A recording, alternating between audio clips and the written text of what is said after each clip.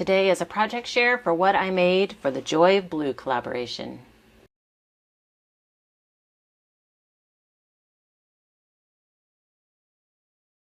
Hey guys, it's Beth. Welcome. It is time for another project share from the Joy of Blue collaboration. This is a collaboration hosted by Sarah, who is crafting and relaxing here on YouTube, and there are a bunch of participants who each month we just play with the color blue. You can make anything you want, use any material as long as it's blue. So I will have links in the description box below for you to just check out what everybody made this month. I decided to pull out this Merry Christmas collection from Echo Park. I believe it's an older collection. Well, 2019, so I guess actually not too old.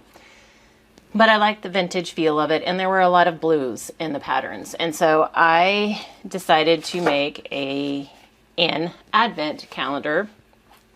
I needed to restock some of those for our fall winter craft shows, and I kind of forgot how labor intensive this particular one was. So this is a file that's on my silhouette, and it's actually a Lori Whitlock file, and she has a standalone website as well, so I can link the file for you.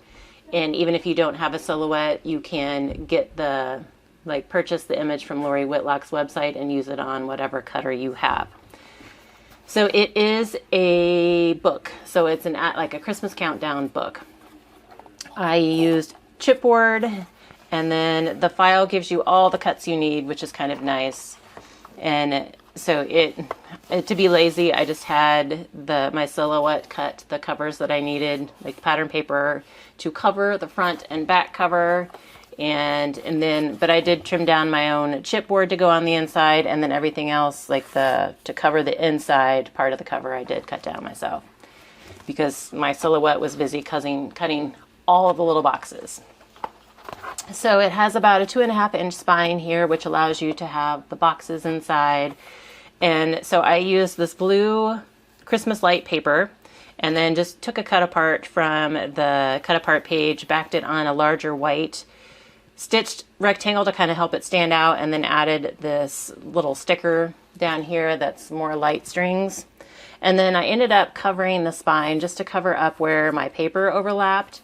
And then the paper was kind of starting to crack on the corners here, and so I just took some red cardstock that I had left from making my boxes and did a little scallop border punch on them and added that, like a trim almost, to the front and back.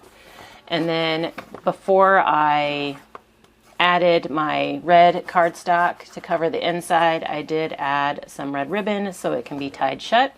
I brought in that snow globe paper that I had used on the outside of the spine. I used that on the inside of the spine as well. It had a lot of blues in it. And then just to be simple, I had used red cardstock, just to cover these two parts, these two sides of the inside of the cover, and then used red cardstock for my boxes. And then I just went through and picked 4 different patterns from the collection and trimmed down some squares, and then added those to the front, like the tops of my boxes. And then I actually had these numbers already printed out for a December daily I hadn't made yet, so to be quick, I just kind of used those, trimmed them with like a 1-inch circle punch, I think. But the file also does come with letters. So, and it's nice because the file gives you a grid that you can lay down on the inside of your cover, and helps you place your boxes with the correct spacing. So then I went through with either the stickers that came with the sheet. There were a ton of tiny little stickers on the sticker sheet, and I have a hard time using those up when I do other projects. So I had wanted to add some kind of embellishment to the letters or to the numbers, and so I went through and pulled in a bunch of those tiny stickers. And then on the 1st and the 24th, I actually used rub-ons. I had some rub-ons from another kind of vintage kitschy-ish collection from Echo Park that matched pretty well, and so I just used one of the wreaths for the one, and then I put a Santa over the 24th. You can still see the 24th, but you have the fun image of Santa. And then, like I said, I just used the teeny tiny stickers for the rest. And so the boxes were really easy to put together. They were just really tedious. So it took a while to cut, and then it took a while to get them all glued together. But you can see the inside there. They're about 1.5 inch wide. And then the lids, you know, also went together fairly quickly. It was just, took time. And I totally forgotten how much time it took. So it's one of those things I was telling my husband, when you know, you're supposed to price your items for sale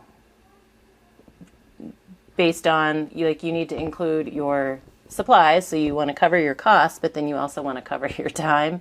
This is one of those where it took me several hours, and like, no way am I going to cover my time with what I can actually sell this for.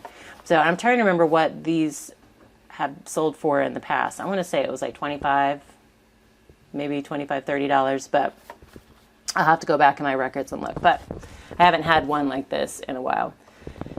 So there are 24 boxes and just all ready to go. Somebody just needs to fill it, and then it can sit on a shelf, on a counter, wherever.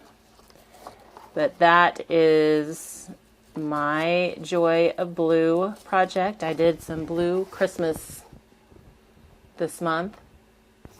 But please be sure to check out the other participants in the description box below and see what they made with blue and what materials they used. You never know. It's always kind of a nice, fun surprise. So anyway, thank you guys so very much for your time, and hope you all have a very crafty day.